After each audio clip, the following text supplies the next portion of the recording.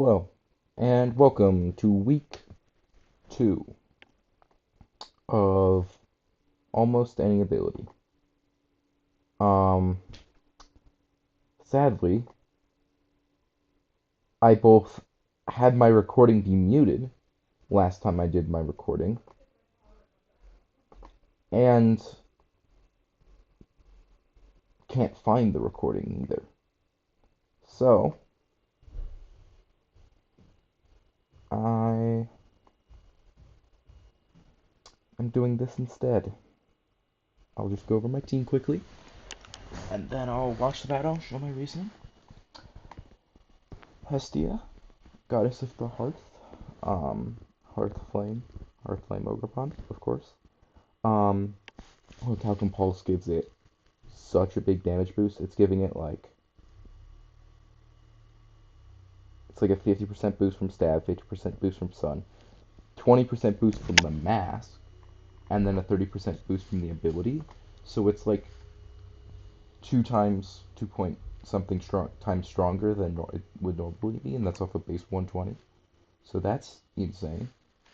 Um, Darkrai spams Dark Pulse really.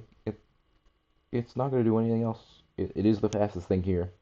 Um, Sad about Darkrai is 125. You are literally 1 point slower than a base 110 mod. So you have to go. That's timid. So I have to go timid at 136 because I need to beat 150 and I can't do that. Life Orb, Sheer Force, Dark Pulse, ton of damage. Thunderbringer. Um, it's gonna be hitting Thunderclap most likely. Or I know what it did, but electric moves are just so strong, and then Draco Meteor and Solar Beam. I don't even remember why I threw Solar Beam on here. Just like the sun's probably gonna be up, and Chip's like ground types. I think he is a ground type. Then I have my Flash Fire Skarmory. Body Press. This is just bulky. Comes in. Defense from his fire type. I don't remember what his fire type was. Hold on. Yeah, I no longer have his team pulled out. It was. Was it? Yeah. Oh, Heatran. Or his fire type's Heatran, and that can do a lot of damage. Desolate Land. And then, yeah, just completely walls Heatran. Because especially, that's why it has a special defense release. This Toxic heals a ton of health. Can just protect, body press, and curse all the way. I don't know what he has to, like, his only thing to break this is Tornadus. Or Thunderous. And then Iron Treads, just kind of threw it on because I needed some special defense. Good counter for Tornadus. Adaptability means it does damage, especially with its full investment in attack. And then 4 attacks. That have very good coverage here. So let's watch the battle.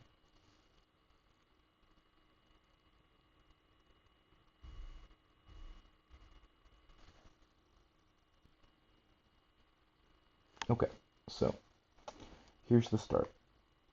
I lead Ogerpon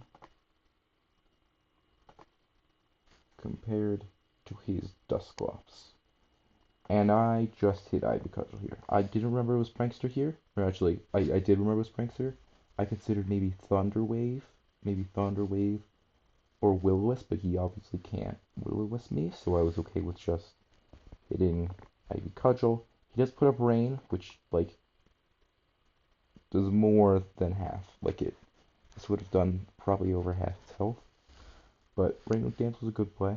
Kind of stops me. And also, if I hit Solar Blade there, I would have taken quite a bit of damage. Or, yeah, I'd be stuck in for the next turn. So, with Rain up then, I can go into Dondozo. He hits Toxic and misses, but it doesn't matter because I'm Toxic Orb. Um, so, I go to Dondozo with Rain up, just a lot of damage. Here, I predict Thunderous comes in because I thought about hitting Curse, but I can't hit Curse on Thunderous because Thunderous can one-shot me because it has Sheer Force. Sheer Force Thunderbolt does a lot of damage. So I hit Wave Crash, completely decimates that. Doesn't quite pick up the KO, but means this thing is not taking any more hits. But then, when I get the healing up to get rid of some of that damage I took, I then switch out into Treads, predicting maybe a T-Bolt, but he goes for Psychic. It crits. Crit doesn't matter here. Yeah, we're doing a little bit less, but like, I'm tanking, I'm AV. I have adaptability. So here, all of my moves except Earthquake kill. So I hit Rapid Spin for just like the speed boost, because I didn't know it was coming in. He goes into Heatran, and this actually I've learned is a Scarf Heatran. That's why you bring it in here. I hit Rapid Spin, and with that +1 speed boost, I now outspeed and can kill the Heatran, which is a big kill. Like early in the game, gets rid of a big threat. That thing can actually stop my Sun by coming in and out, killing it nice as early. This is Quackwaffle. I just go into Dondozo because even if it close combat's a max defense, like Aqua Step did 12 damage. Even close combat, you double it and you double it again. That's like double it and then give the extra power boost. That's like 30%, and I'm healing off that with a protect, so I'm not super scared. He gets the speed boost, which is important to know. And then he has Brave Bird. Actually, pretty big that he hit Brave Bird here. It confirms that he's not scarfed. And I need to know that for later. Like, I remember this, so later play, to remember that he's not scarfed on this. Or Band. Band is less important. Band is more likely. It not being scarfed is what's important. So I just completely wall this. I hit Curse here. I was like 50-50 here between hitting Curse and hitting Wave Crash. I just ended up hitting Curse because what do I have to lose? Like he goes into Thunderous, I go back into one of these and they just completely wall it. And like he's probably pretty scared at this point to send in Thunderous. So you hit Curse. So he does switch in Thunderous. I fail to read, but it's not too big of a deal. Like I'm at full health, so I haven't lost anything in this situation. And I've just confirmed the Quackwaffle set. I go into Thunderous this time because, or not Thunderous, but Thunderbringer this time. I just did. Like I didn't exactly have a reason for it, but I just felt like there's no way this thing is actually Volt Absorb. So, and I'm taking nothing from the flying moves either. So, it does have Electric Terrain, and like that's how powerful this thing is. Electric Terrain. I'm actually not sure if it gets the boost because it's a flying type, but I do take very little. And then I make the read that he's not Volt Absorb. I don't think he ended up being Volt Absorb, and so I just hit Full Switch here. And this really just shows the power of Specs plus Hazard Engine plus the Electric Terrain boost. That does 63 to Garganacl, which is like his main wall in this game. That in Dusclops. And it does 73 to it, which just basically makes this thing pointless. And it gives me a free switch into Ogerpon to set up the Sun. Like he's Toxic Heal, so he's bulky. And this just allows me to hit Solar Blade. Solar Blade nukes it. Like it's not close to living. Like even though all his defense, I think Ivy Culture would have killed here. And then he goes into Quackwaffle, which again, I confirm that he's not Scarf earlier, so I can just hit Sword Blade again, kill it, crit, does not matter obviously. I have such a big boost. Then he goes into Thunderous.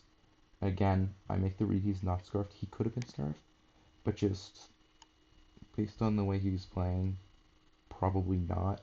Like the heat, like I had already guessed that the Heatran was Scarfed by the way he moved it. So, and also this thing doesn't get any good flying moves. So like Psychic, I don't think would have killed in this case. So I was fine just leaving this in, and it picks up another kill. He then goes into Dusclops finally to set up the Rain, which I read by sending in Dondozo. He should have sent that in earlier. We like discussed this after the battle, why he didn't. He just didn't really think of it.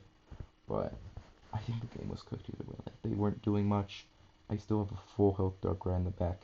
A Skarmory to wall anything. I set up Dondozo and Tread, so I still have everything left. And to go into Dondozo here, he torments me. I'm not sure what the idea here was. I do set up a curse. Yeah. And then I think here I hit Wave Crash, or I might have hit Curse. Oh, I protected to scout for something. But Moonblast hurts, but like, I just won. I one hit you. I knew I could live that, unless it was like Specs or something. Moonblast, I tank it, I'm healing back up the damage I'm taking from my own damage. And this is the end of the game. He reveals Haze, which means he has no damaging moves. He has no way to hurt me. No way to hurt Toxic Heal, or no way to hit Iron Treads. So I just hit him a few times.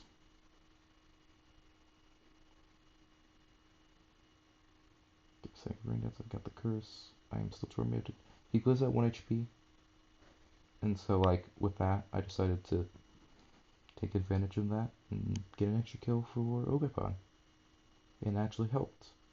Because, now that I'll go to the standings, that was a 6-0 win. Which both means I am at the top. I am tied for first place after week 1 at +10. There's 3 of us. Okay. That's a dominant start for us. 4, 2, and 1 teams, and everyone else.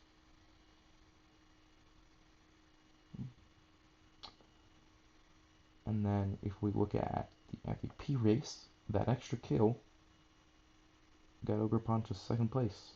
Noivern is in 1st. It's been sweeping, but Ogerpon's up to 2nd. Then there's an Iron Crown, which got almost a complete sweep. A Dragapult, which with Technician does a lot of damage, and then Tabufini. I don't know exactly what it's done, but it's certainly been there. And my next highest is Darkrai, which got 3 kills in the first game. Not sure if it came to this game I could have taken advantage, but it didn't. And then Dondozo with 1 kill. Iron Moth, yeah, these just got 1 kill. My lowest down thing is Raging Bolt, who died game 1 because they missed a Draco. And that was week 2. I'm doing pretty well. Next week, I go against Kanoko. Faced her before, hoping to win. She's a pretty similar team to mine. We came to similar conclusions, but thank you guys for watching. I'll leave a link in the description to other channels because I think like 4 of us here are giving videos. So thanks for watching. Bye.